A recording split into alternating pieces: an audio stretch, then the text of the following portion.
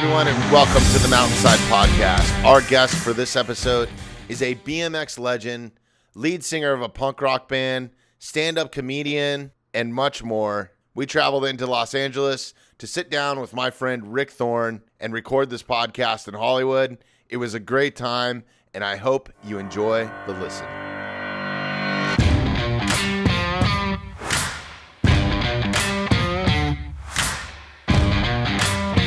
Yeah. I feel like Chappelle. Like, turn up my headphones. Hell yeah. Dude, thanks, bro. Yeah, I'm stoked. Honestly, I'm super stoked. Thanks for having me on. Yeah. All right, well, let's start this thing. Chris, good? Ladies and gentlemen, the biker in black, Rick Thorne. What up, dudes? What's going on, man? I'm just chilling. Stoked you're in Hollywood. What up? Yeah, man. It's kind of like the tail end, the far end of Hollywood. It is, right? I mean, it's not really Hollywood actually down here. No. It's like, and you know what's weird? Like, this is an Airbnb. I'm just gonna throw it out there. I don't give a fuck, right? Like, this is what we're doing. They got like 18 coats of paint on this wall. trying to keep the ghost out. Yeah. But no, we're on the road, man. We're hanging out in Los Angeles this week, interviewing some fucking badass people like yourself, and awesome. You know, it's crazy because Airbnb sells it as one address, and I don't use it that often, right? Just because I don't know, I'm a hotel guy, right? Right. Yeah. But I don't use it that often, so they sold it as one address. I sent you the address, and then all of a sudden they like changed it. And it was like 7 blocks. Like, oh, all of a sudden now it's not a West Hollywood address. Now it's a Los Angeles address. I'm like, shit, am I downtown or what? Yeah, it's whatever. But it's cool though. Yeah, no, it's cool, man. Yeah, I think some of these places are just made to be Airbnb only. I think so. Looking around, I don't think anybody really lives here, do you? No. Doesn't feel like it. No, there's no personal shit in here. Like, you know, it kind of feels like that like a Dr. Seuss thing. Well, it made a great podcast studio, dude. Like, it's sick. Yeah. Yeah. And then after you guys are done, it'd be a studio for something else. That's right. Awesome. No, that's in the valley, right? Yeah. Oh yeah, they're doing all that's Chat's work, dude. Vivid Films. Cheers, man. What the fuck have you been up to, man? I mean, the world is kind of flipped upside down. Like, you are an entertainer, professional BMXer. For people that don't know, I mean, you're one of the founding fathers of that whole BMX freestyle fucking world, man. Well, during thanks for saying that. During COVID. That's the thing. We didn't stop riding. I didn't stop riding. I didn't like go, oh, I'm going to stay home because, like, I mean, to each their own, you know, like you know what what you should do, what you shouldn't do, you know? And so, like, for me, like, musically, yeah, you can't be around a bunch of people, but riding, no one's on you anyways. Like, I'm at the skate park, like, or a ramp, like, I'm not like it's tandem, you know what I mean? So I didn't stay at home at all. I never got sick. I never got COVID. I never passed COVID. I'm good, you know? And so I had a theory about all of it is like, I need to stay busy and keep my mind healthy and my body's going to stay healthy. If I would have just, you know, for me personally, I'm speaking for myself. If I would have stayed inside and been afraid and pulled all this negative energy towards me, it wears you down, you know what I'm saying? And so my thought process was, no, go to the beach, go outside, like go ride your bike, like do exercise. Because that's going to, you know what I mean? You need vitamin D too. Like that was a huge thing with this, right? Exactly. And where do you get that outside? I mean, you can take supplements, but the best source of it is the fucking sun, right? Yeah, absolutely. Yeah. And I was blessed, you know, being a bike rider. If I wasn't, then, you know, maybe I would feel differently about it. But being a biker, I was like, you know what, dude? Like, and so they started to put like wood chips in skate parks and sand. And I'm I saw them in Venice Beach, right? Like they just fucking filled it up flat, right? But they dug it out. The locals dug part of it out. But it's like that's like a good place to be because, you know, granted, if you ride and then me and you hang out and we're this far away, as we're sitting at the park, we're still good. That's actually normal distance, anyways. Right. It's not like people are, you know, on top of each other, but. Yeah, man, you know, being an entertainer during all this, you got to get creative musically and all kinds of other ways. And, you know, I kind of like the fact that there wasn't much traffic, dude. It ruled, especially for LA. Oh, same in Colorado, man. It ruled. Yeah. I bet. Yeah. It's crazy there, man. There's such an influx there. And that's one reason why we started this podcast. But more importantly, it's to have fun, man. Hang out, fucking shoot the shit. Absolutely. get to know people. Yeah, man. You know, and there's not a better way to meet people these days. I feel like, because there's no cell phones involved. It's a conversation, man. So yeah, I mean, my kids, they're on their FaceTime, or my son video games. But it makes me think back to remember when you used to talk on the phone for a long time, like your home phone? remember it used to have like a 25-foot cord, and you'd have to go to your bedroom, and your mom might pick up the phone. You might be trying to Mac down or something. Yeah, totally. And you would talk forever, but that's like what kids are doing, playing video games. I'm not saying that's the only thing you should do. Sure. But at least there was some communication there, and they are kind of bonding in a way. And I'm not saying that that's the only way you should with your friends, but it wasn't, my son and my kids, they both do sports. So if my son wants to play video games, I don't trip, because he does football 4 days a week, and he trains and he works out. And so, yeah, I don't care. But during COVID, it was kind of weird for a minute, but whatever. You get past that shit. You keep moving forward. Yeah, it just drove them into that a little bit further almost, right? Yeah, well, we've been playing football. Especially with remote learning and all this bullshit, that. They like it, though. Yeah. Yeah, I mean, I kind of like it, too. I'll tell you why. Okay. Because my son's got to be in class at 8 o'clock. I set the alarm at 7:30. I say, Alexa, snooze once. Alexa, snooze twice. It's 7:50. Then I'm like, son, get up. He goes downstairs, gets a computer, and guess what? I don't have to get up. I don't have to drive you to school. You know what I'm saying? I get to sleep in. So for me, I was like, I like this shit. Yeah. But my kids didn't go back to school. I mean, they want to go half a day, and I have my kids a lot more. And I can't function and go pick them up at noon, and then what am I going to do? I'm stuck. My day's got to be I got to work. Not really work, but I guess you call it work. But whatever. Well, you're a busy fucking guy, man. Yeah, man. You are nonstop, man, and that's one thing I love about you, and you have been for a long time. Thanks, dude. I know one thing I saw. I've been following you on Instagram, and obviously I'm paying closer attention to that now because we're a podcast and stuff. Where back in the day, I didn't really give a fuck about it, honestly. I was just whatever. Oh, you mean podcasts and stuff? Yeah, well, I just became a podcast fan, but more doing. Instagram, following other people, right? Other than my friends or family, it was just whatever. Yeah. And I'm still kind of that way. But, as this picked up and you had more time and, life wasn't as crazy, I started, really paying attention to other people's pages. Mm-hmm. And I thought one of the coolest things that I saw during this whole thing was you and Tony Hawk doing the over-under. Oh, yeah. Yeah. That was real recent, right? That was... Yeah, that was maybe last November. Time flies, dude. It's already it's crazy, right? 4 or 5 months ago. But me and Tony, we've been doing shows since 1992. And so we've toured the world together. We both have done things before things happened in action sports, whatever you want to call it. And we were establishing ourselves as a brand and riders and skaters and stuff.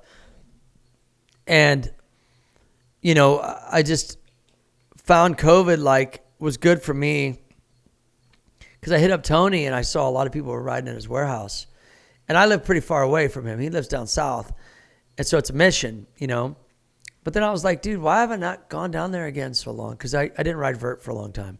I got into riding pools and parks and street and DIY spots. And so vert's a different kind of mentality.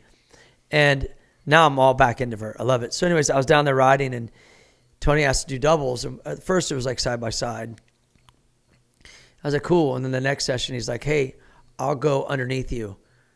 And it was kind of nervous because me and Tony hadn't done doubles in 20 years. Because the last time we did doubles, I ran into him. And so then it just kind of escalated into hey. And how long ago was that? That was 10 years ago? No, 20. Oh, shit. Yeah. Really? It was that long? It was because I remember the first time you guys did it. Yeah, it was a gigantic skate park tours when I hit him. Okay. And that was in around 2001 or 2001. It was in San Diego, Mission Valley down south. Okay. And yeah, man, his timing was bad. It was horrible. And we hadn't done doubles since. And so it just turned into one of those things where it's hey, do you want to shoot this? Or we did doubles, and then a friend of mine was like, dude, I'll shoot that. That actually shoots photos for Tony. And I know him as well. And I was like, yeah. And then he shot it of me going over him and him going over me. And then I was like, hey, Tony, do you want to make this a card? Because I saw him and Steve-O did a card. And they did his card for the skate parks. His skateboard project or skate park project. And then I was like, dude, you want to do this? And so we had a cool story that we hadn't done in 20 years, and it turned out cool, and it was just kind of like more our own personal adrenaline rush, you know, and it did well. Like we sold out of that card pretty quickly, and to me, it was just coming back full circle. Sure. You know, like you ever been friends with someone your whole life, or a big part of your life, and then you don't see them for like, I don't know, could be 5 years, but you pick up like right where you left off. It happens to me all the time because I come from a touring mentality, right? You got it. So like you know from being on the road, like you're in a punk rock band. Yep. You do stand-up comedy. I mean, we could go on and on about all the shit that Rick Thorne does. I'm going for it, bro. Yeah, no, that's awesome. And that's the thing about one thing I stand-up love comedy about it. is people go, tell me a joke. It's like saying you're a bike rider and they go, do a trick, and it just turns you off. You're just like, God damn it, man. Dude hit me up on Sunset the other day. Hey man, we're waiting for you. You want a White Claw? And some dude put a White Claw because I ride up on for exercise. And I was like, no, dude, I'm good. He's like, you sober? I'm like, no, I'm riding. You know, I don't want to drink. He's like, you do tricks? There's these 3 dudes in this like Escalade or something. And I was like, yeah, I do. Do some. And I was like, dude, man, I don't want to do any trick. Like it just totally kills. Like it's like comedy. Oh, you're a comedian, huh? Hey, you're a funny guy, huh? Oh, you're gonna do a podcast? Sit here and entertain me. You know, that sort of thing, right? Like it's, dude, tell me a joke. You're right. But yeah, going back to that touring mentality, you know, like you spend time with your bros, right? Like you really have to get along. Sometimes it's not how good you are at your job. It's how long or how well you get along with people, right? I mean, absolutely. You're waking up with them. A lot of times there's not a whole lot of time in the day. So you're fucking eating lunch together at the same exact time. Yeah. You can't get away from them. You go to a tour bus. They're sleeping above you or underneath you in a bunk.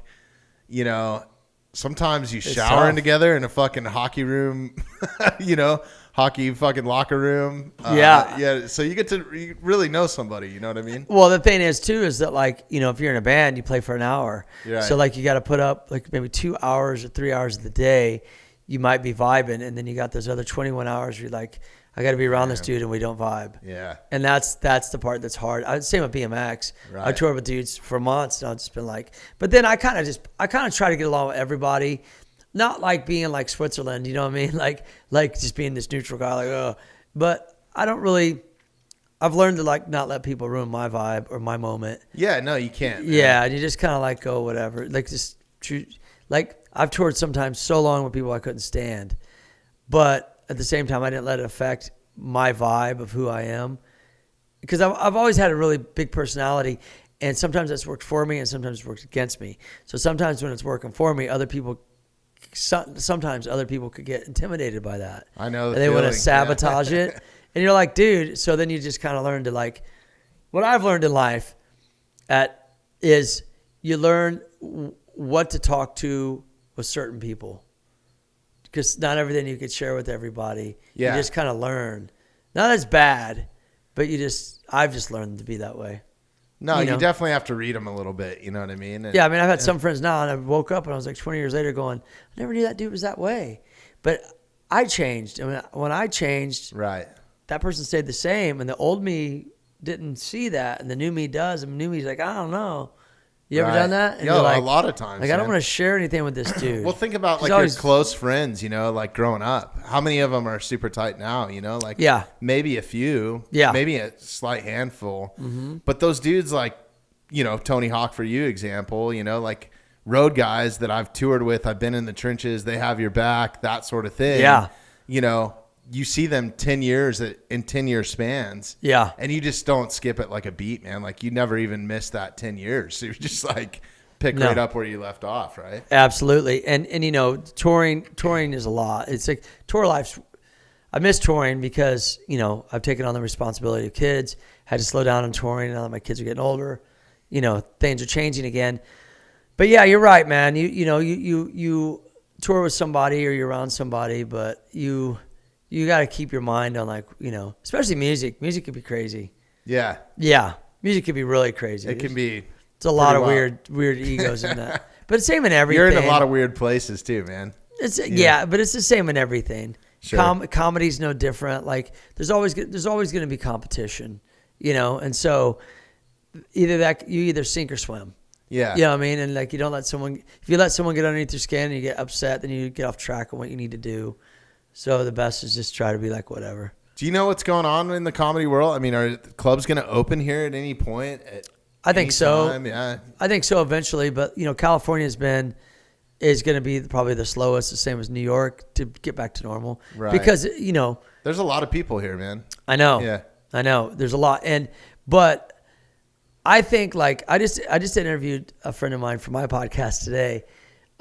His name's Jason Christopher, and he's played in like Prong, Ministry, Stone Sour. He's in Corey Taylor's band. He plays bass. He's badass. And we were talking, and I'm like, dude, you guys are getting ready to go on tour for 3 weeks. And I think they're like the first dudes to do it. Right. Corey Taylor's band from Slipknot.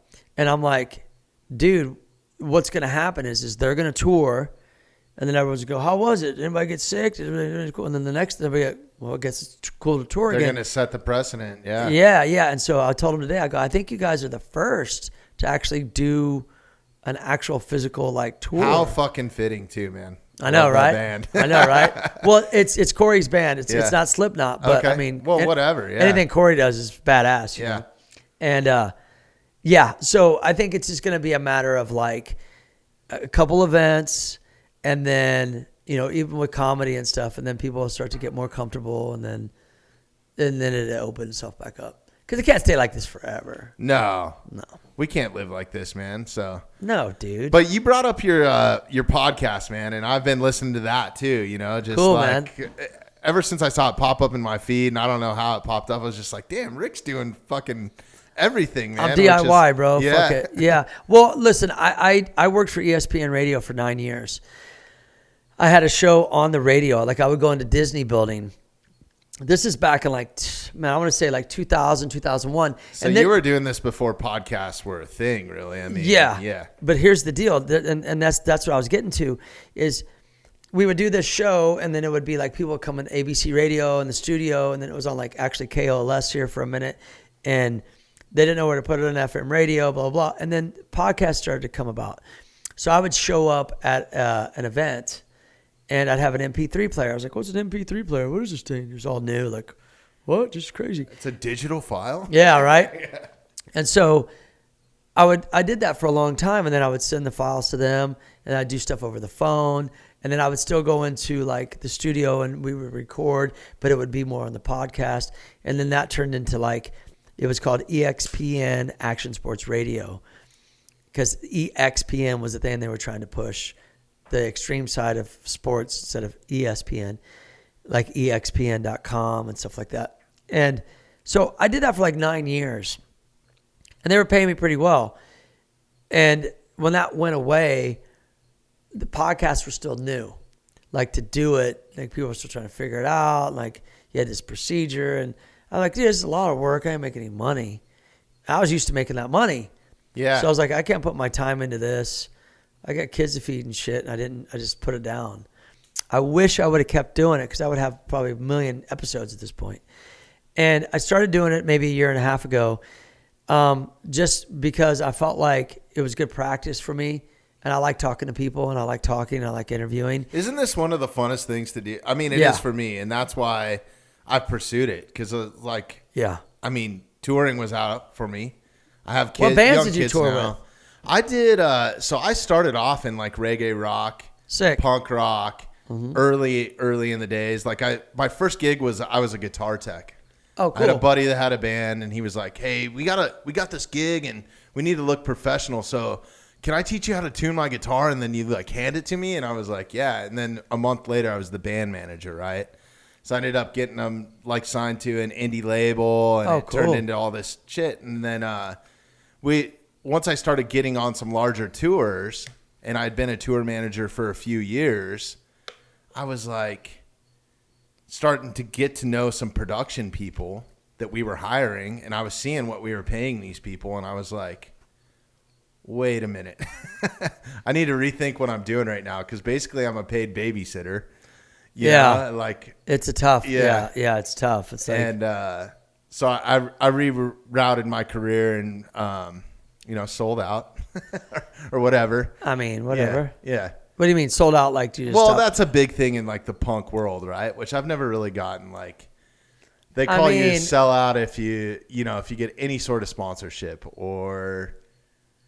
Yeah, I think. I mean, I went through a phase like that with Action Sports too, but the reality is that like, that's just haters, right? Just like dudes that like, you don't want to be the grumpy old 50-year-old punk. I mean, you can do whatever you want. I don't really care, but I'd rather not be that guy. And that was kind of my philosophy. I was like, I want to go around the world. I want to go on legitimate tours. Those are just insecurities of other people, right? Those are insecurities of people that like are afraid to do what you're doing, so they're going to knock it down. And I think that that's how people are when they don't have the confidence to do it themselves, or they doubt themselves. They'll say, "Oh, you're a sellout. You're sponsored by this." Granted, like, look, dude, there's some things you have boundaries with. Like, I've turned down sponsors before that I felt like I didn't fit. At the time of my life, I felt like that was something. It's got to be a good fit. I mean, that's what we're trying to do here. We get people hit us up every week, like, "Here, push this product, sell my new coffee cups," and I'm like, I don't want to do that. Like, yeah. Something that fits, right? Yeah, you get it. Yeah, and if it fits, and it fits your personality, and it fits your brand, and it fits something that you could do, then do it. But if it's like, but if not, and that's your deal, that's on you, not me. I don't care. Well, and here's do you know what I mean? Like, I don't like if you want to endorse coffee cups, I got better things to do than sit around and rag on you endorsing coffee cups. I don't care. Whatever. Like, if it works for you, great. That's on you. You know what I mean? Like, but people, when they see success, because none of this shit was handed to me, none of the things that I'm involved with, no one in my family is part of the entertainment industry. I'm from the Midwest. I just go for it, and I learn, and you study, and you practice. And, anytime people said in the past, like, "Oh, you're a sellout," this, that, because, when Action Sports cracked, we got a lot of attention, and there was a lot of things happening for us without trying, a lot of opportunities, and that just stemmed a lot of, like, negative. It's like being like the 50-year-old punker and be like, you suck because you're not a hardcore band. It's like, dude, what are you talking about? Right. You know what I mean? Like, and that's where I was going with this, right? Like, dude, like, you're the bitter one. Yeah. Like, look at you. Like, stop. Like, who cares? Haven't you graduated past this shit? Like, who cares that person? Like, just let it go. That was like 25 years ago. Let it go. You're hanging on to some bullshit. No, it's crazy. When I got into the production world too, was right around that time where Action Sports was cracking off, and the deal I had worked out with this amazing dude, Eric Eastland. Who's that? He's a guy that owns All Access Staging. Oh, cool. And like one of their first tours, he started this division called the Action Sports Division. Got it. And one of the first tours was the Tony Hawk Boom Boom Huck Jam. And then I went and did I was on that fucking bunch thing. of shit like for Were you there during that? No. I helped with some of it. It was right around that era. So because I hosted that all those years. I had really good friends that were on it on the production side. I probably met him. You probably know him. Yeah. You're on the road with him. But then I would go out and do stuff like for Red Bull and Monster and all. So did you ever do an event at Red Rocks? Oh, a ton, yeah. Because we rode there one year. There was a ramp. I forgot what year it was, and they had us come out and do a demo. I forgot. It was like me, Matt Hoffman, some other, maybe Tony was there too. But yeah, what did you do? So you quit doing the hardcore bands? You go tour with Garth Brooks or some shit? Like you sell out? Man. So I went and did Action Sports for like 2 or 3 years. Like I went and did a bunch of shit with Mickey Diamond, Supermoto. I know Mickey. Yeah, did a bunch of shit with him. We did all the Supercross, like over under type stuff. Sick. A lot with freestyle motocross, that sort of thing. And yeah, I mean, look, dude, like that's awesome. If you spend your life talking, like just picking out things that people do that you're afraid of doing, you're not going to accomplish what you need to do. I think all of us are good at something if you just get out of your own way. Yeah. And I think the way a lot of times for you to get out of your own way is your speech and how you feel about other people. Yeah. And like how you're, cause I've even caught myself in the past, I've had to improve all the time. And so, I remember I used to get jealous, not all the time, but times. And then I had to check myself and be like, dude, like start to be happy for success if you want success. if you're not happy for success, then you're not allowing that to come in. You're getting in your own way. And if you don't want success, then okay, that's on you. But, I've heard all that kind of stuff Right. on and off. And I was probably guilty of it at some point before I understood it. 18, talking shit. So, but the reality was, like, you learn in life. And what I meant earlier was, like, if you're the 50-year-old punker still ragging on dudes because they're like, their band's getting some radio play, it's like you never learned, like, to just, like, see past the bullshit. Right. Now, like I said, who's to say what's right and who's wrong? What's wrong? 100%, man. Yeah. Like, when I started a band, dudes were like, yeah, I used to biker started a band. People would give you shit for that. Absolutely, huh? because Really? my world. Because you were kind of in that scene though already. 100%. Right? But skate. Okay, let's take skating. Okay, skating has skate punk. Friend Steve Cavallero, he's recording right now with his new band Urethane. Like, they just got a deal. They're recording a new record. They're in the studio right now. That's fucking awesome. It's amazing, right? So skateboarding, TSOL, these bands, like, it was always like skate punk, skate. BMX had musicians, but there was never like BMX punk, or BMX was known for like hardcore music. There were people in bands though, don't get me wrong, but not like in skating, okay? So when you're at a level where I was like hosting and being on TV and being on the radio and doing these movies and shit, and you start a band, people instantly throw their hand, they used to, in the beginning, 10 years ago, very doubtful. Because they think, oh, you're just trying to do something new. And I learned, though, the industry. Fuck, dude, when I started in a band, I was like, what's a backline? I didn't know. And dudes were laughing, like, what? I didn't know the lingo. I didn't know. I had to learn it, Yeah. But I knew I wanted to, like, express myself. That's the only reason why I play music is. Which I love the Good Guys in Black, by Thanks, the way, dude. I got to floss real quick. The new song that we have, Invincible, has been on Sirius XM Faction Punk for the last 3 months. Really? And get this. Is it killing it right now? Yeah, dude. Yeah. And get this. I just came back from the studio. We have a new track. I was in Glendale at the studio, and he played.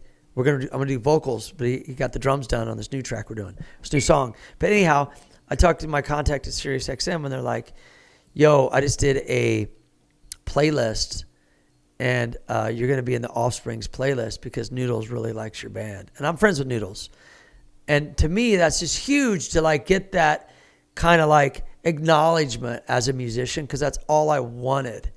And to be acknowledged as like a musician, not like, oh, a biker trying to be a singer. Sure. Because I did get that in the beginning. But you're good at it, man. Like, thank you. Yeah. I did get that in the beginning though. And we're talking 10 years ago. So you just got to keep your head up and prove yourself. You always feel like you got to prove yourself. And I don't know where I'm going with this. I'm just fucking rambling, but like when you start a band and you're at a popularity level, people know you as one thing. And so they want to remember you and know you as that one thing. And when you do something else, it throws people off. And it's hard for people to accept that you actually can be good at 2 things or 3 things. And they're blown away by it. And it's like, you just do it. You just go. Yeah. You know what I mean? You can. Everybody can. You can be good at more than one thing. You really can. 100%. Yeah. All of us can. I believe that. Yeah. So anyways, I don't know what the fuck where I went with that, but No, it's all good, man. I want to ask you about your podcast. I mean, we kind of went off on that road a little bit, and that was it. Learning all the interviews that you've done. You've interviewed, I don't even know how many people with all like the TV shows and everything else, right? Quite a bit, yeah. What's the biggest thing you've learned from that? Like, you think, or how? Well, I was kind of thrown into best it. to interview somebody.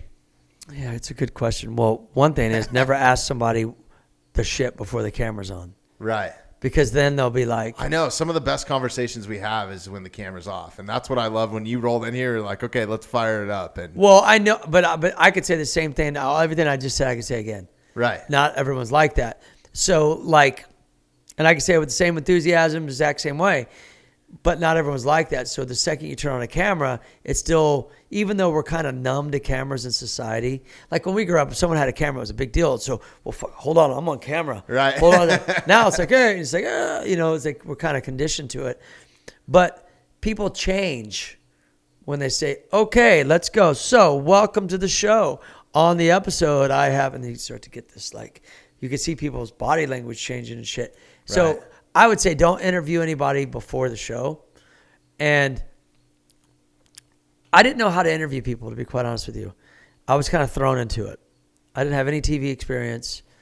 I didn't have any interviewing experience. I had announcing ability because we would announce shows. Did you have a producer breathing down your neck at all at any time? Like, hey, you fucked this up, or you didn't ask this, or No, like... well, yeah, but here's the deal. When we started ESPN, I did a show called X Today. Okay, like the first show I did actually was MTV Action Sports and Music Festival. And then ESPN saw me do that, and they said, hey, we want you to host this new show we're talking about doing called X Today. I was like, oh, okay, what's that? And when I did X Today in the beginning, and this is back like, I don't know, 1999 maybe, they didn't know anything. Literally, like, not much about the industry and any of the industries. Meaning that, like, and I'm not shitting on ESPN because I love those people and they helped me out with my career. And I have nothing bad to say about X Games or ESPN at all. But in the beginning, they were real green to it, and they really wanted to know more about it. And I was a link to that because people seemed to like me in the snowboard world, the motocross world, the BMX world, the skate world, because my personality, I adapted my personality, was adaptable in those worlds because I just looked at everybody the same. And correct me if I'm wrong. Like, I think I remember you at X Games at some point, like doing an interview. Yeah. And you're like, here, hold this. I got to go ride. It's my turn or whatever, dude. Like, that was in San Diego, I think. Okay. Yeah. Well, yeah, that's the thing. I would show up at an event and I would do radio interviews, Right. on camera interviews, and still compete. So you got to remember, like, you're hosting a TV show while you're in your competitive years of X Games. Nobody did that. You did that after your competitive years. Right. But I took the opportunity because I'm like, dude, I'm not going to pass it up. And I was able to help, man, I go on and on about it, but you're able to, like, create your own brand, and you become the brand. And the brand was the personality more than the tricks, and trying to figure out a way to, like, make money to survive being a bike rider. And it's a different world, you know, than what people think. So anyways, I'm going all over the place, but when it became to, like, in the beginning of ESPN, they'd say, I remember the first episode of X Today we did, I told them, hey, you should come out. We're on the Warped Tour in Europe. And we filmed the first one in a bull ring in Spain. And they were just so stoked because Mike Frazier was there. And, pro skater Steve Caballero. Yeah. The bands were there. I forgot, like, maybe NoFX, Pennywise. So now they're like, and that's when punk rock was booming, still new to, like, the mainstream. And so here's these sports and these guys. And ESPN really wasn't known culturally for that. You know, that wasn't their, like, it was MTV was more at the time. And so they wanted in, and I was their link to that. So to answer your question, to have a producer, yeah, I did to get the bullet points, but a lot of it was like, they didn't know what they were getting into. Where do you want to go? Yeah, where do you want to go next month? Which we is should go to cool Woodward, because it kept it real, right? Authentic as it could. Look, when I first started doing that show, they said, hey, we want you to wear inline skates, which I don't have anything against inline skating, by the way. I have some good friends of mine inline through the years. Back in the day, they're cool as hell. They're my homies. It's all good. But they wanted me to inline. They wanted me to wear a blue denim button-up shirt and have a microphone. And they wanted me to skate up to the mic to camera. I was like, okay, that ain't gonna work. No offense, but I'm the biker in black. And here's the deal. I wear all black. I want a lavalier, and I want to be on my bike. So those kind of things. That's so rad, man. I'm glad you did that. Because, those kind of things people never knew on the back end of it. Of, like, I didn't fight with them, but at times I would butt heads because I tried my best to be authentic as I could, because that meant a lot to me when I watched something. I wanted it to be presented the best, closest to the vibe of the world it could, because this was our chance for everyone to see us. No one had never really seen this. Yeah. ESPN had never done a show like this. And nobody competitively had ever hosted a show at the same time. So I'd already layered these relationships with bands and this and that. And so it was like an events. Let's go to we should do one at the Vans Triple Crown of Surfing. They're like, all right. Next month, we should go show how snowboards built at Burton. Okay. And that's kind of what it was like the first year and a half doing that show. And then they started. That's super rad. They started to make their own contacts, and they started to, so It was fun, dude. I mean, like, it was a great opportunity, and I didn't know what the hell I was doing. I just kind of learned along the way. Yeah, hell yeah. And then the whole time biking, and you haven't stopped doing that, man. Like, BMX has been your life. That's what that was your catalyst into all these other doors that have opened for you. Absolutely, right? Yeah. What's the biggest stage that you've been on BMX-wise in your mind? You know, is it... You mean like performing? Performing, just like the moment where you were like, okay, might be the greatest moment all of my these life. Years of paying, this shit's going to pay off. I'd say, like, man, done so many shows and tours. The first thing that comes to my mind was, you know, the Olympics is a big deal right now. And you're either with it or you're not. The industry, you're in the industry, you either love it or you hate it. You either talk shit on it or you're like, whatever. The way I look at it is, the Olympics isn't everything to our sport unless we allow it to be. It's another contest. It's providing opportunities for people that are struggling bike riders with families to eat.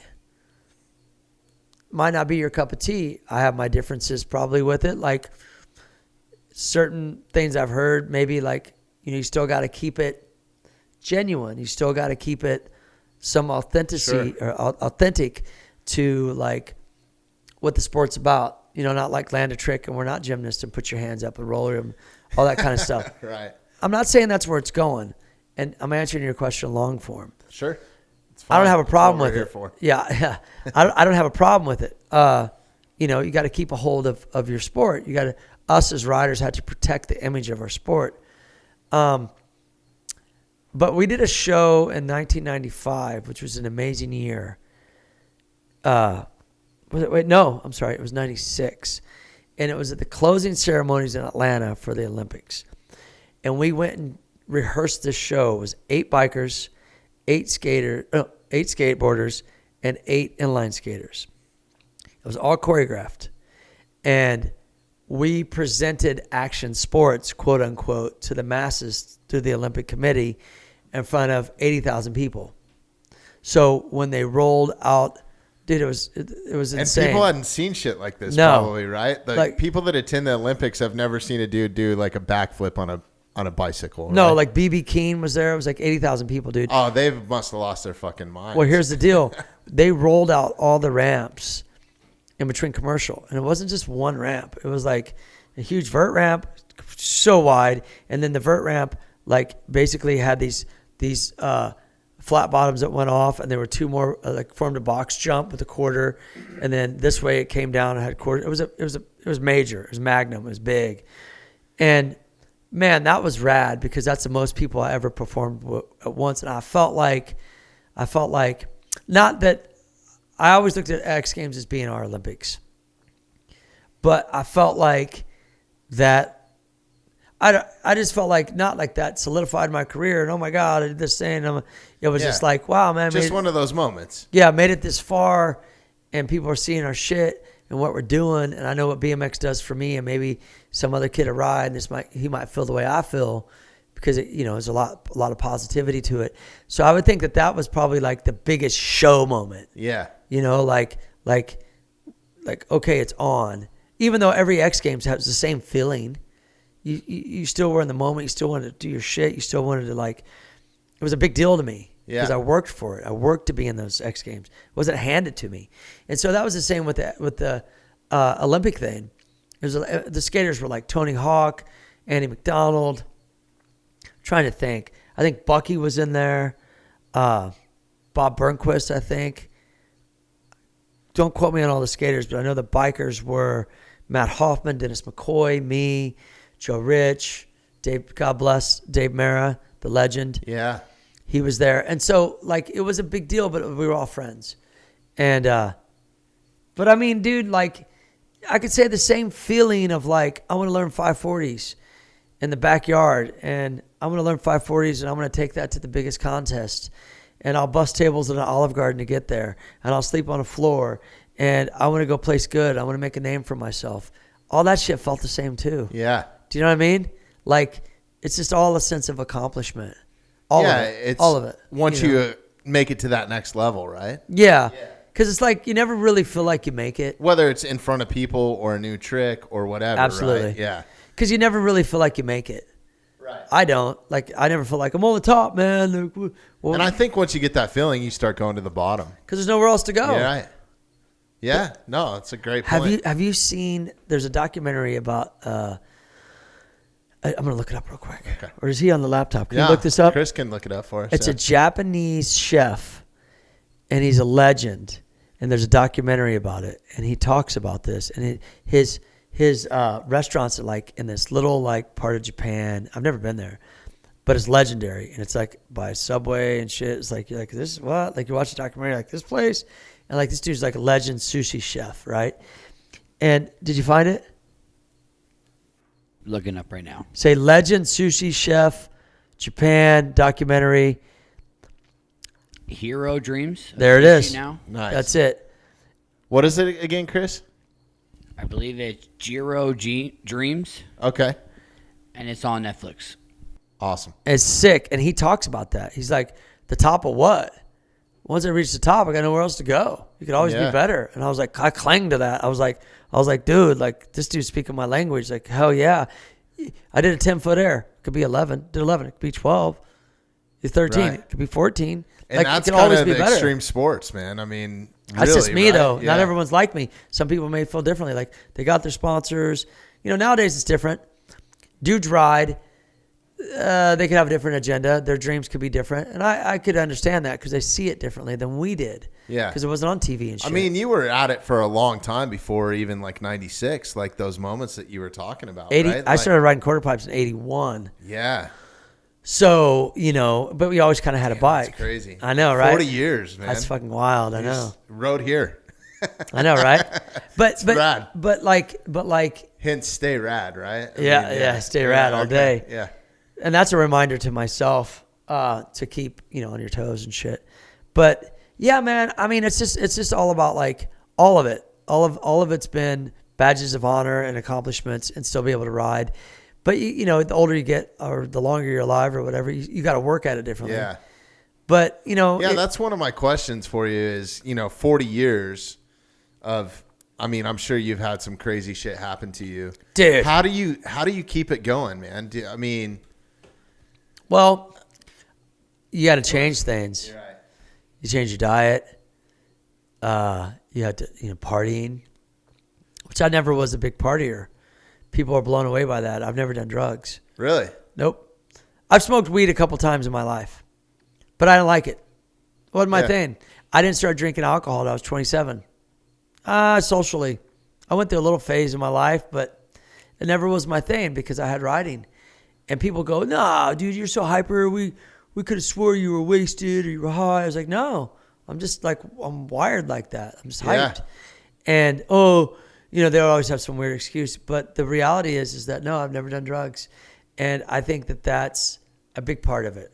How many of your friends have you seen go down that road, man? Because A lot. I've seen a fucking shitload of mine. Yeah. A lot. And not just like, not to the point like just, hey, I'm going to go party for a night. Like I'm going to rehab in 3 months or whatever. And that's right? like when you're dealing with like the hard stuff. But then I know I've had some friends deal with prescription drugs. That's been equally as bad, which has led to just as bad, if not worse, circumstances. Well, you go to any doctor these days and they're like, oh, you need some pain pills because They you're were always fucking that hurt, way, dude. right? They were always that way. They get a kick. They get I mean, I don't know. I'm not a doctor. I hear Right. rumors, but from what I've been told and heard, that you know, you get a kickback for that. You get a little percentage. You know, so it'd be in your best interest to make some extra money.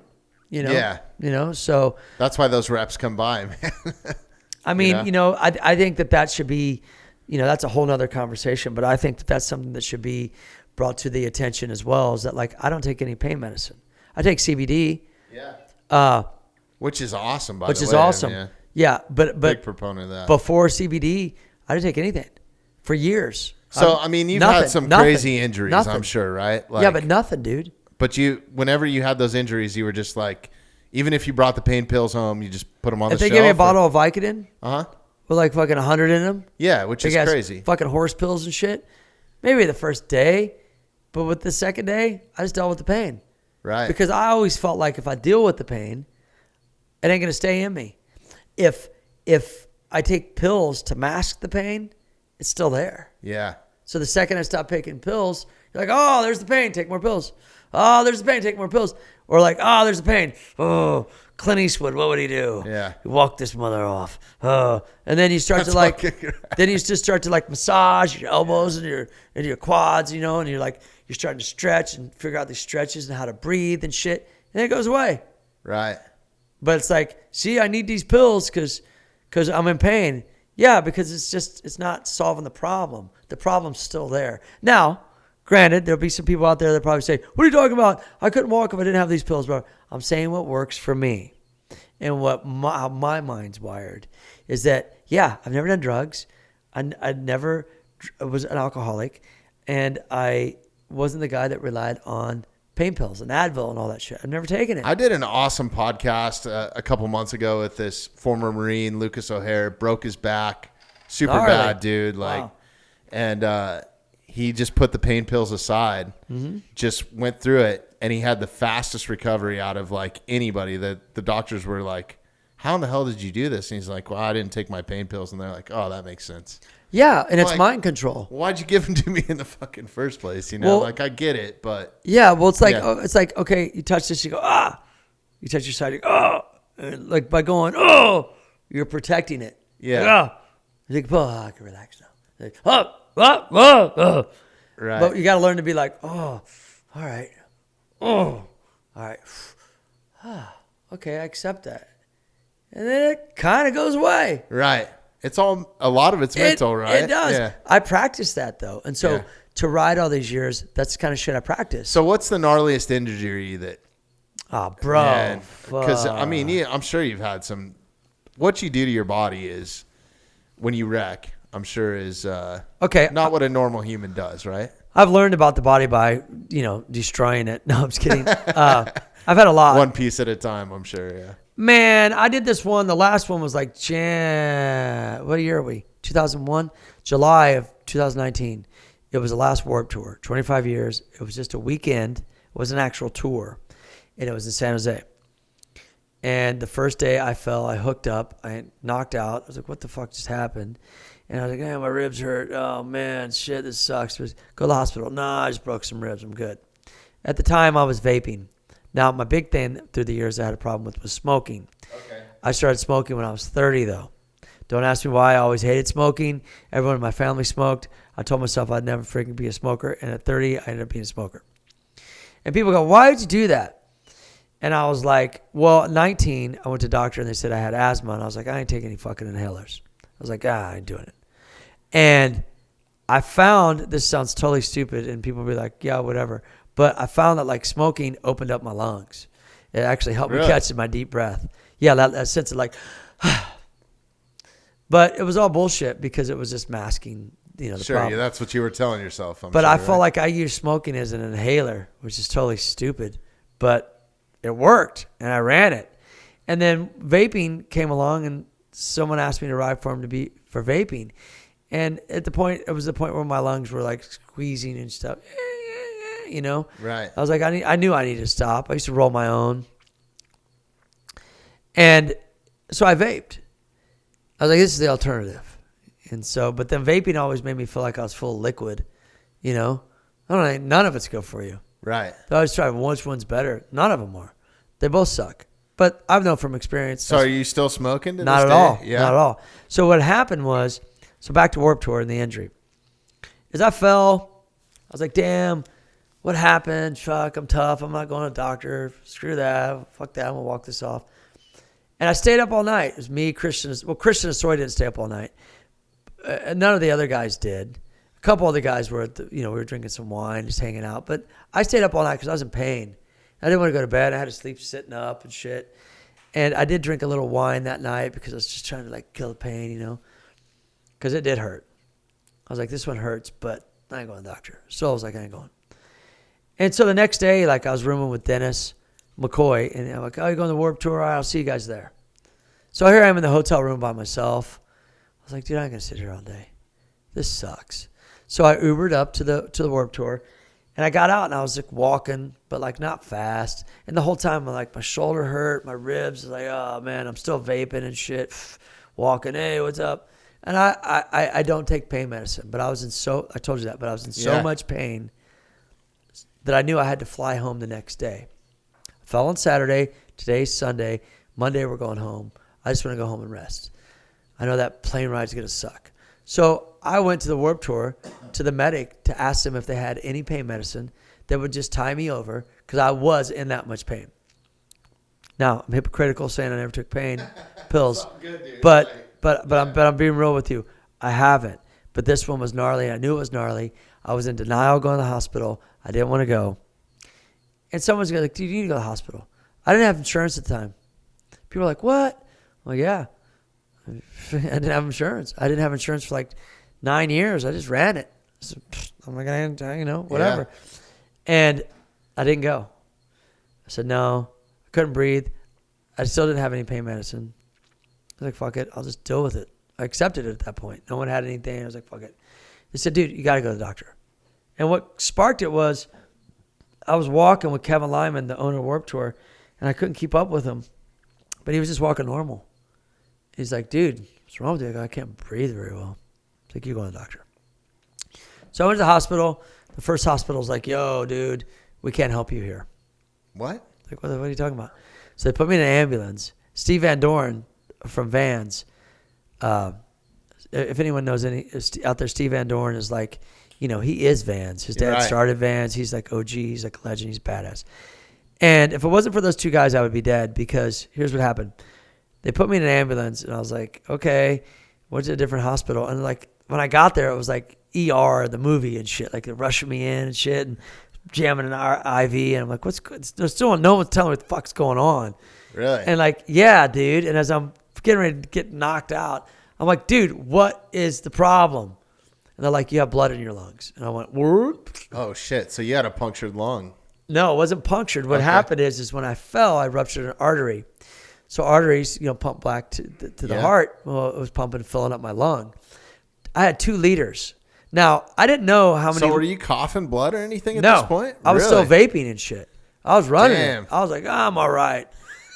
So check this shit out, dude. Fucking crazy, man. Yeah, and that to be the contradicting about the pain medicine was that was like my body told me I'm not relying on pain medicine right now. I just know that flight home is gonna be a bitch.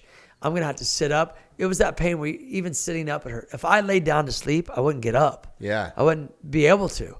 It would have fucking hurt because I thought I just broke some ribs and I'd done that several times before. So anyhow, I did some research. I was like, how many liters are in the blood in your body of blood? And you have about 4 or 5 depending on your size. I had 2 liters of blood. So that means half of my blood was in my lung. Damn, man. That was just part of it. I'm like, well, okay. What did you do with the blood? They go, we put it back in your body. I'm like, cool. They like filtered it or some shit, I guess. They go, you're going to have to be here for a while. And so I ended up staying up at San Jose for 12 days. But here's the deal. I also broke, guess how many ribs I broke? I thought I broke 1, maybe 2. Guess how many I broke? I don't know. 7.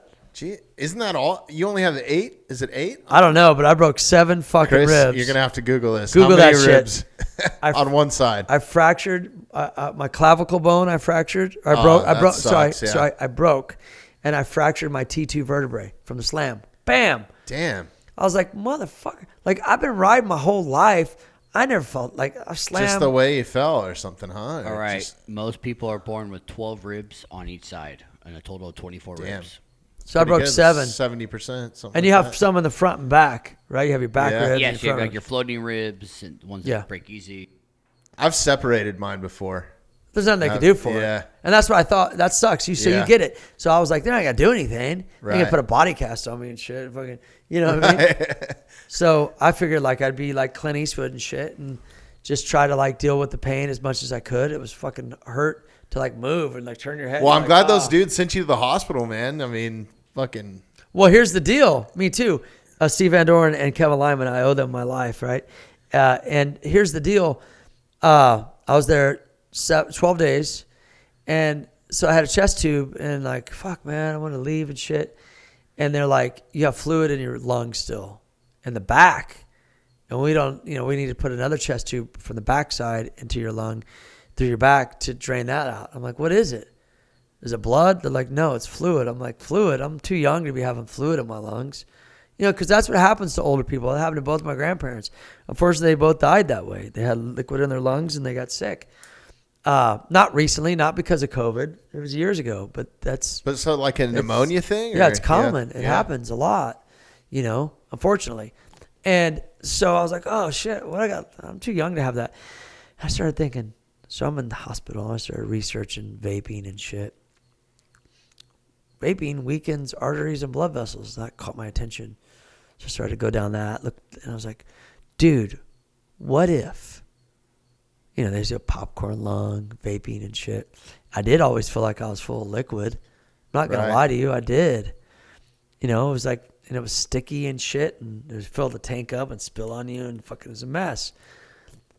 And then I thought, I'm doing all this just fucked up addiction, like I'm over it. Right. And it was that point, but it took that for me to quit. Otherwise, I'd probably still be vaping. You had to almost die. Yeah. Yeah, I did. And I'm not saying that it was vaping, but I will say it was vaping. Yeah. Do you know what I'm saying? Like it's my body. No, I get it. I know what happened to me. I'm not telling anybody what to do. There's always somebody going, tell me. I'm not trying to tell you what to do. I'm saying for me, I'm like, dude, I'm quitting this shit right now. And I did. I never went back. That's rad, man. Yeah. But that one was like, I've had injuries where I've had my face cut ear to ear, my skin peeled down, and my face lifted. I got screws and shit in my face, broke my palate, double vision. You still look pretty good for that, man. Dude, fucking, I used to look way hotter, bro. No, but what I'm saying is that like that injury, and at the time I was in the middle of filming a 50 at 50. Tony Hawk did that, and no biker had ever done it. And I wasn't wanting to do bullshit 50 tricks of like bullshit tricks. Right. I'm going to do an endo and a pop a wheelie. And no, these are like legit tricks. And I still needed about 10 tricks. So I came home less than 3 weeks and just started filming again. No shit. You were back at it, huh? And here's what's crazy is I did this trick. A Rocket 270 Smith came in to a grind. And when I jumped to the pedals, my front end washed out and I smacked my head and got knocked out. And broke out all my teeth. These are fake anyways. And so my face is fucked. My teeth, I'm bleeding and shit, and I'm by myself. So I sat in my van and I was like, this is a good time to do the intro for 50 at 50. Did you post it on Instagram? Yeah. Okay, because I remember seeing it. I'm driving. I'm like, yo, this is my 50. And so... I think we actually reshared it because I was like, this is so fucking punk rock. I used it as material, man. I was like, fuck it's so rock and roll. But I did all of that, when you go through all of that, and when I say about relying on pain pills and stuff, is pain medicine works if you're in an accident. Of course. I've had ACL surgeries where I was like, if I didn't have medicine for at least a few days. Right. But it's like, I didn't rely on it once I started to accept the pain as the pain started to die down. There's a point where you have to, there's a line in the road. Yeah. And so when I go back to saying when I was in San Jose, I was at that point where I knew it was more. I was in denial and I didn't have the money for the insurance to go. Well, thank God they didn't just shuffle you some shit and then here you go. Hope you feel better, kid. Dude, it was the worst. And I knew, when you get hurt or you break a bone, your body tells you. Yeah. And you know. And I knew, but I was still like, no, I'm going to just fucking deal with this. And that one was real close to death because if I would have got on the plane, I wouldn't be here. So I'm grateful. But I've had a lot of injuries, but you got to fucking just walk it off. Yeah. Realistically, just walk it off. So for BMX, I mean, what has always been the driving force for that? Is it the feeling that you get from it? I mean, obviously, right? You're not out trying to impress people, really. I don't feel like, and I'm putting words in your mouth right now. No. But I'm just trying to relate, I think it's the number one thing it is the feeling of accomplishment and the feeling it gives you. You wake up every day looking for that feeling. I'm going to go out ride, do some tricks, going to make you feel better. You make you think, clear your mind, all those things, even if it's just riding down the street. But I think like when you've been in as long as I have, you ride totally because it's your deal. It's like a therapy. But granted, it is fun to show off. And it is great to do shows. And it is good to pull something in the moment at a show and people are stoked and you touch them and you motivate them and you vibe and you're like, yeah, that's a great feeling too. But that's not the only, because I'd be lying if I said, oh, no, I ride strictly for myself in the backyard. Right. Contests are cool, but I don't care about the attention. No, that's bullshit. I like that too. But if you get down to the nitty gritty of it, it's really about, what you could accomplish by writing something down and bringing it to life and developing your own style and having your own, something that's yours that no one can take unless you give it to them. It's like, and that's kind of how I feel about music too. Yeah. And what was the start for you to start like free writing? I mean, did it music, punk rock and action sports have always kind of gone hand in hand in my opinion, right? Absolutely. And anytime that I rode dirt bikes or got on my skateboard or anything like that, it was almost the feeling I was getting from the music was, why my headphones were in. I used to ride my dirt bike with headphones on. Awesome. Yeah. And awesome. I rode better, like. Yeah, I do that with BMX still. Yeah. To this day, I competed, I think almost every X Games I did, I had my own headphones on because a lot of times, they wouldn't play your music or they wouldn't start it right. Can't play fuck authority, right? Exactly. Yeah. Or cuss, you couldn't cuss. Yeah. Or there'd be a DJ where they didn't do requests or, so I'd be like, fuck it, play whatever you want. I'd like for you to play this, but there'd be even times where I would pick the song and still ride headphones because I could focus. Sure. Locks you in a little bit better. Yeah. You'd be blasting. You just like watch the body language, like, go, all right, go, You know what I mean? And you would know your run and you'd have it timed out. So you would need to hear like 5 seconds. You knew where you were at. So coming up with your run, would you you have to have some sort of visualization, right? Like, absolutely. And are you doing that to the track? Uh-huh. Really? Well, sometimes. So, yeah. Or you lay them. So it's choreographed to what you're riding to. Kind of like, it's like you got your run and you visualize your run. And then you like, I still lay in bed at this time and visualize all kinds of stuff, not just BMX, like where I want to be, music, things I want to do. And so, but when I saw something a long time ago where they took 3 groups of people that shot free throws for 30 minutes a day, people that thought about shooting free throws for 30 minutes for 30 days, and people that didn't do either or for 30 days. And at the end of 30 days, the people that didn't think about shooting baskets or do it sucked balls. They were horrible. The people that visualized were only a couple percentages lower than the people that actually did it. No shit. Yeah, and I learned awesome. that's what gymnasts do. Yeah. So all along, like we worked out and did plyometric training, but we were punkers too. So it's like we watched what we ate, we visualized, but we would never say like I'm a gymnast and I'm a jock, and we still felt like we were taking care of our bodies, but in our own terms, our own way. And I learned about the visualizing just there was a book I used to read called The Psychology of Winning. And I forgot the author's name. And there was 10 chapters about like self-projection, self-worth, self-esteem, these things I need to work on, that weren't really necessarily taught to me in the conditions that I was raised. And I learned a lot of that through writing. Yeah. And so you start to look for things that help you. And correct me if I'm wrong, like when you started riding, like BMX was kind of, it's kind of like motocross used to be, right? Like it was, I don't want to downplay any of those guys like from back in the day, but it was just really, I don't know how to say it, was square, a little bit. Well, I think BMX in the beginning was, it stemmed a lot from racing. The movie Rad, man. Like yeah. That. Well, what's funny is everyone loves the movie Rad. I hated it when it came out because that wasn't me. I wasn't a racer. I wasn't over competitive. I wasn't like, what factory do you ride for? I wasn't like, this look with these, because I did that look. But when that movie came out, I was kind of like staring away from that look. I liked the movie, don't get me wrong. I'm sure a lot of people out there, like, screw you, you're a biker, you don't like rad. That's not the point. Right. When it came out, I didn't accept it as much because I was just like, that's opposite of why I started freestyling. To like not be like, I'm gonna outdo you and I'm gonna do it. It was completely opposite in my mind.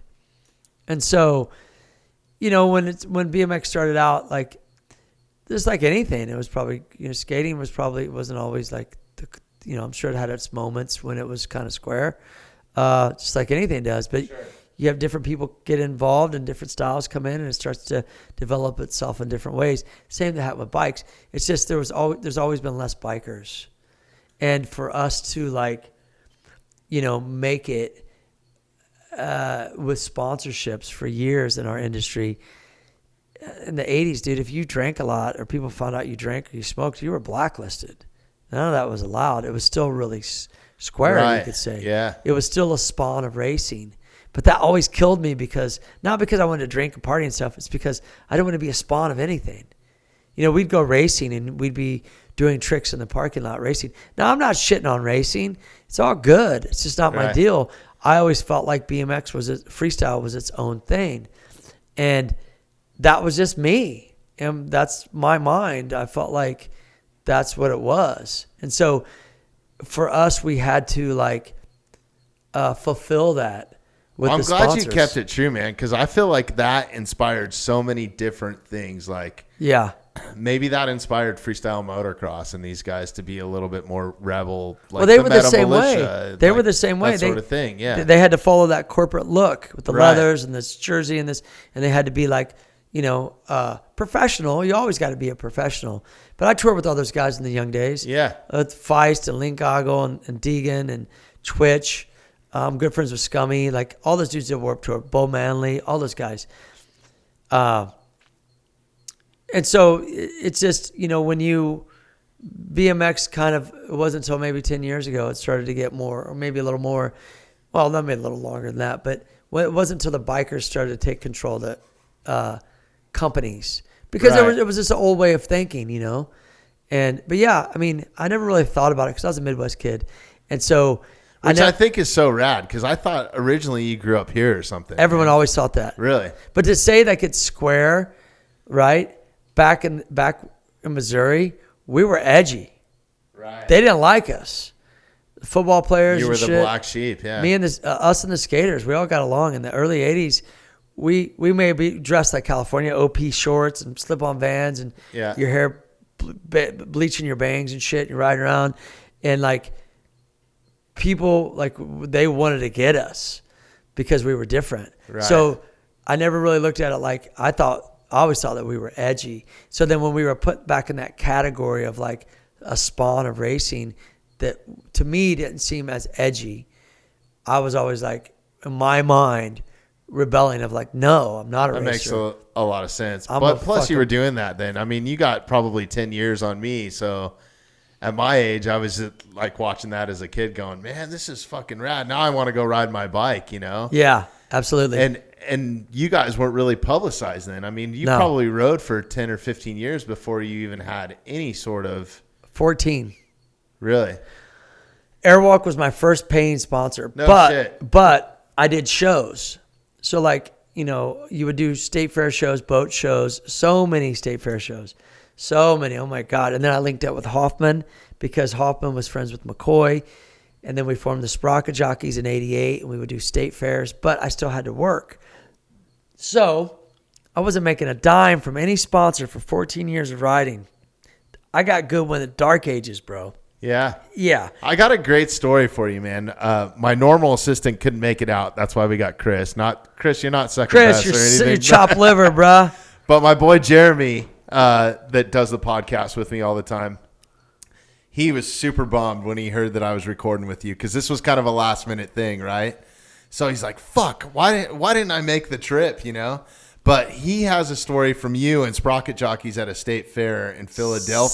Sick. Yeah, I know that you fair. Guys, Fairmont Park. Yeah. I think that's where it was. He said something like you guys lifted up a fence or something to like sneak him and his buddies in on their bikes, right? And then you like fucking let them hang out at the ramp or whatever. I can't remember if they rode on it with you or whatever, but But you let him hang out, and then you guys went and biked around Philly afterwards or some shit. And he was like, yo, like me being a BMX kid, he's still into BMX, right? Awesome. And he's like, that was so inspiring. He was like, that's like the equivalent of a football fan, a Patriots fan, hanging out, tailgating, and then having a player come out and sneak you into the fucking football game and then go hang out with you and party afterwards. Yeah, he's rad, dude. That dude's rad. I remember. And the thing is, that had to be before, or X Games had only been around like 1 year. Because I remember in 95, I did that a couple years there. And maybe 96. But that's how it was. And I still kind of have that in me, and I don't know if the newer kids do or not, that when I saw someone on a bike, you're just like, what's up, man? You ride? Where are you from? What scene you part of? Oh, you're from Iowa? What are you doing in Kansas City? And then you're like, what? Like, or I'm from Tulsa. I just moved here. Well, let's ride. And then you give them a nickname. Your name's Tulsa from on now. And you bond, and you become bros and shit. It's different nowadays. Sometimes I show up at the park. If I don't spark a conversation, no one's saying anything to you. And then I think, like, are they acting weird because they think I'm like this big pro guy and they're afraid to talk to me? Or is it just different to where people just kind of look at your bike and size you up and they kind of do their thing? You know what I mean? Right. And so I'm always like, I still have the old way of like, where are you guys from? That's sick. Because it was such a huge deal. Like your homie showing up. If a bike rider showed up, we turned it up. Not to say we didn't ride good every show, but when you're doing 4 shows a day for fucking 2 weeks straight, it wears on you. So you're not going to like people stand there eating corn dogs. Dude, pig races and shit. You know, like there's nobody there and shit. Right. And so you're not going to like turn it up every fucking show. You're going to be like, I'll ride good, but I got to get through this tour. I got to make this money. And so to hear that story, yeah, that's how we were, bro. If someone showed up and they were cool and they rode, it was like, let's hang out.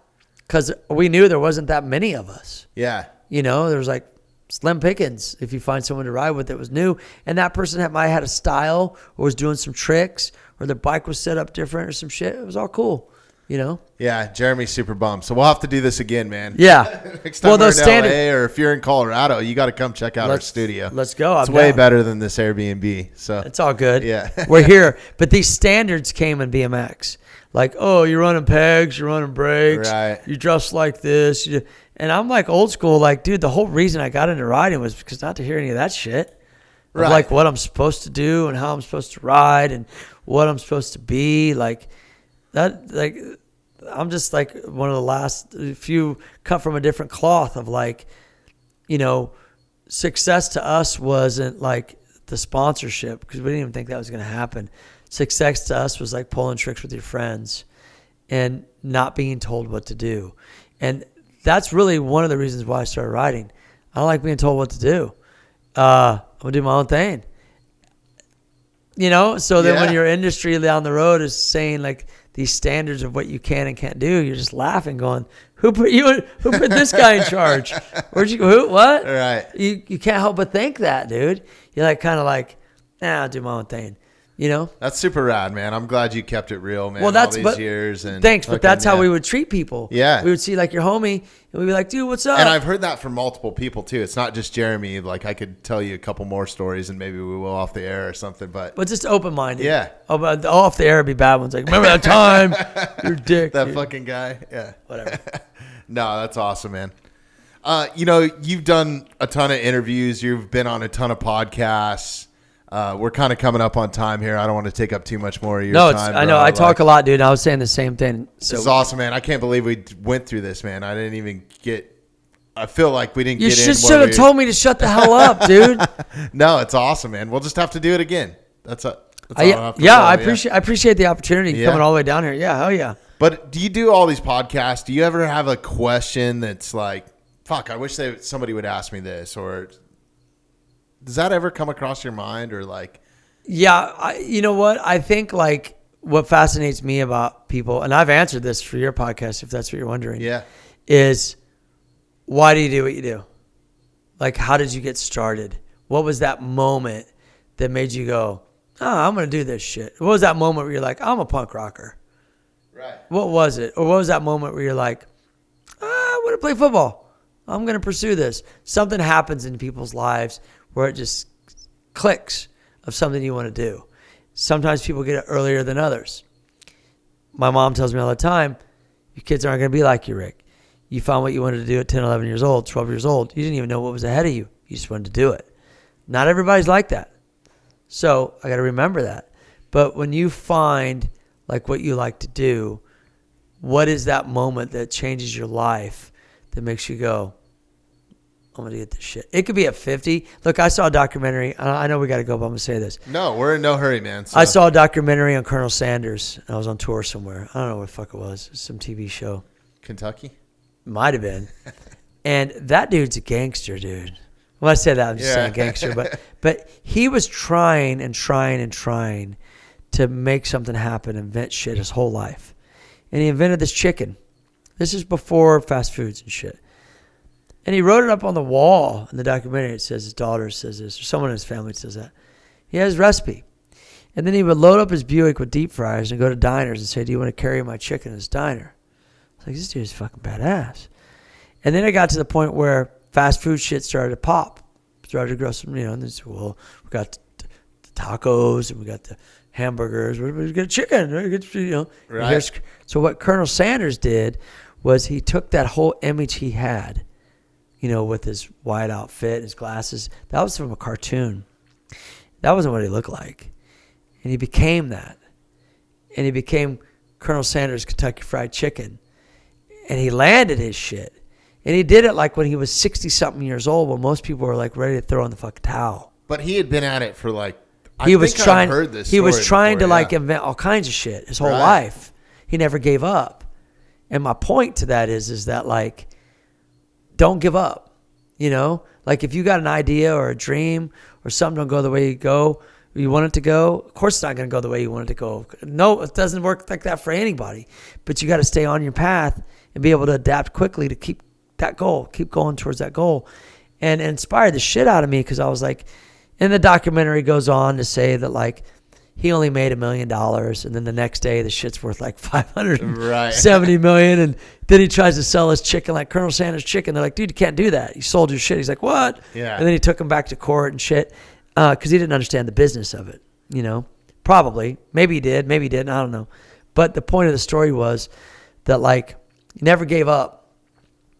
And you never, like Hero, the chef, always be your best. Try to push for better. Try to be better than you were the day before. It's the same thing. Yeah. So I think when I ask people like, why do you ride, or why do you do what you do, or why did you start a band? Everybody's different.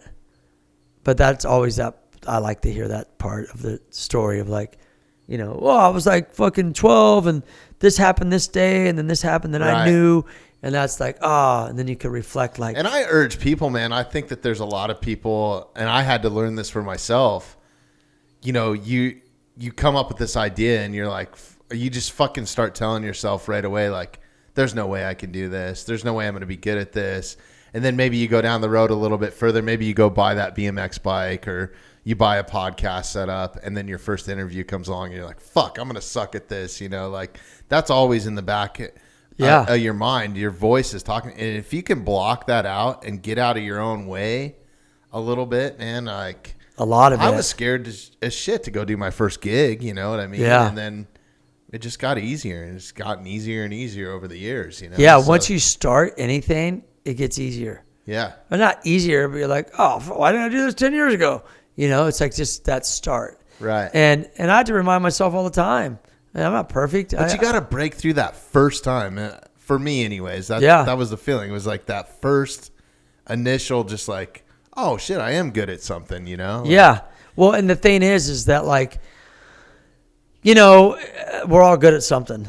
It's just you like we told earlier, like it's like you said, I'll suck at that. Your subconscious mind hears that. Unless you say to your subconscious mind, just joking, it doesn't know you're joking. Right. You could be like, I suck. Subconscious mind would be like, you suck? All right, I'm going to find more things in your life to make you feel like you suck. That's how your brain works.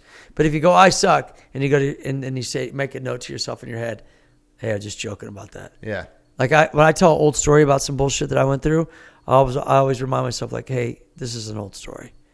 Because if you keep can't telling, live in the past, man. Yeah. well, if you keep telling the same story over and over again, like I got divorced for like the fucking third time, and I was like scared. I had kids, sponsors bailed out. I was a hard time getting by for a while, for a little bit there, and nobody got left behind. No family. I had my kids more.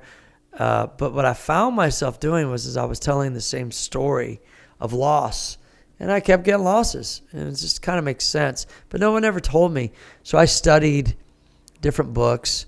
I'll leave this with this. Napoleon Hill basically made up PMA. You hear PMA, punk rockers, PMA. It was Napoleon Hill. He wrote the book Think and Grow Rich. So I got 10 hours of his lectures online for $3. What? And would listen to him. And that's where I learned about the mind and how the subconscious mind works. And then I started to learn, like, wait a second. So if the subconscious mind never goes to bed, I'm going to listen to this shit while I sleep. It has to be listening. It's logging all this good, positive information to help me. That's how I'm going to reprogram myself. And sure enough, over the years, I did. Then I got another book, Money and the Law of Attraction, The Pursuit of Health, Wealth, and Happiness. Esther Hicks. She channels a spirit named Abram Hicks and talks about telling a new story. Then I got into that. And then I got this book called No More Mr. Nice Guy. Had a problem people pleasing. Right? Yeah. Not to be mean, but take care of yourself first. Don't feel bad about it. Fuck what they say if that's selfish. That doesn't make sense. And consider it's different. But selfish, I need to take care of me first. You're put on this earth to live your life, not someone else's. So I had to learn all these things. And I slept with these books, bro. And I'll tell you, man, over time, yeah, I reprogrammed 100%. And how long ago did you start doing that, I think?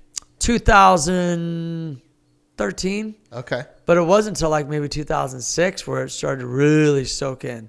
And then you'd meet somebody, like say a girl, a relationship. I've been single all this whole time. I was always afraid to be by myself.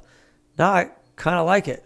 And it became addictive because I have my kids so much. So when I don't have my kids, like I want to do all this. Devote time to them, right? Yeah, all my time. But then I want to do all this other stuff in my life, like go ride a pool, do a comedy act, rehearse with my band. So I don't have the responsibility of it. I didn't want. It's definitely a commitment, man. Yeah. But I was also kind of like, I'm unhappy. I want someone to make me happy. My life sucks.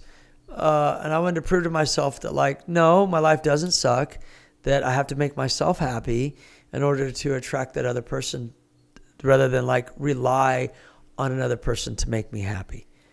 Do you know what I mean? Yeah, no, I get it. It's too much pressure. I know I'm rambling and shit. And you said, let's go. But one more quick question, man, before we do this. Like, damn, Thorne, you got into some deep shit.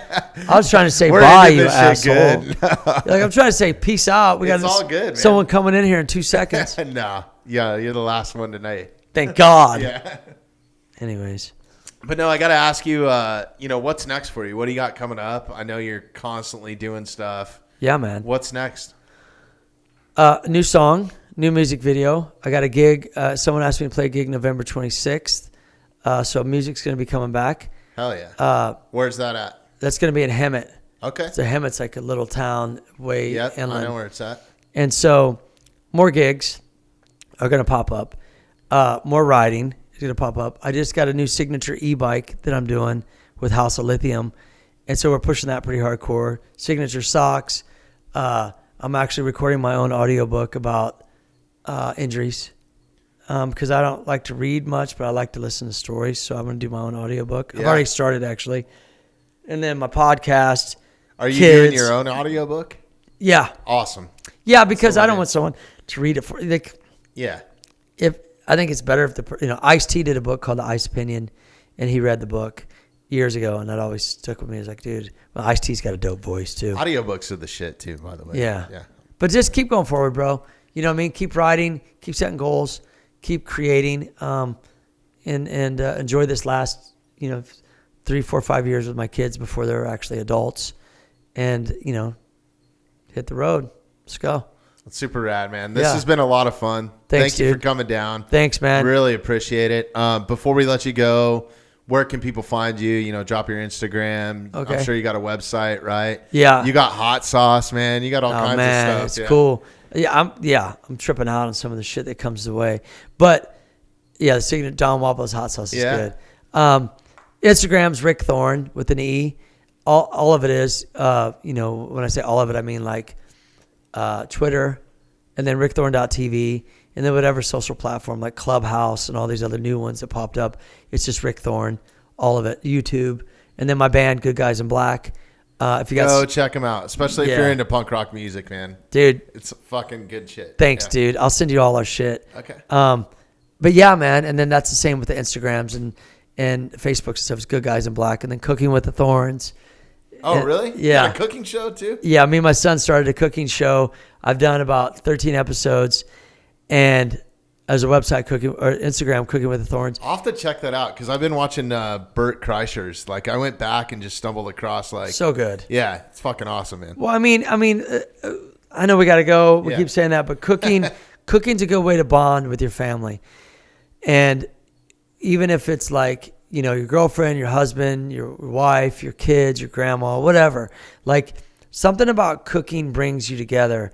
And it's something you both make together, you both can like completely enjoy because you eat it. So to bond with anybody, even just your friends. And my thing with it is get old school, man. Like turn off the TV, go sit at the dinner table, and enjoy the meal and talk about whatever happened that day. That's what I do with my kids. We sit at the table. But granted, they go to their rooms too. Right. Like you could eat in your room, I don't care. But yeah, cooking's good. So I suggest that to anybody. If they, just a way to kind of, it's just fun, That's dope, man. Yeah. You got good shit. Thanks, dude. Happening, man. Super stoked to have you on this, too. Thanks again, man. Thank you for doing it, and we'll do it again. Stay rad. Thanks, everybody, for listening. Chris, you all good back there?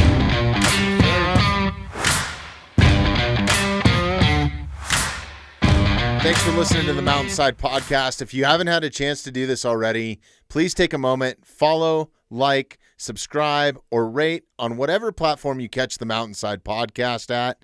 Also, if you'd like some more information on upcoming episodes, safety tips, access to all of our affiliates, and all the badass discounts that we get here at the Mountainside Podcast, check out themountainsidepodcast.com.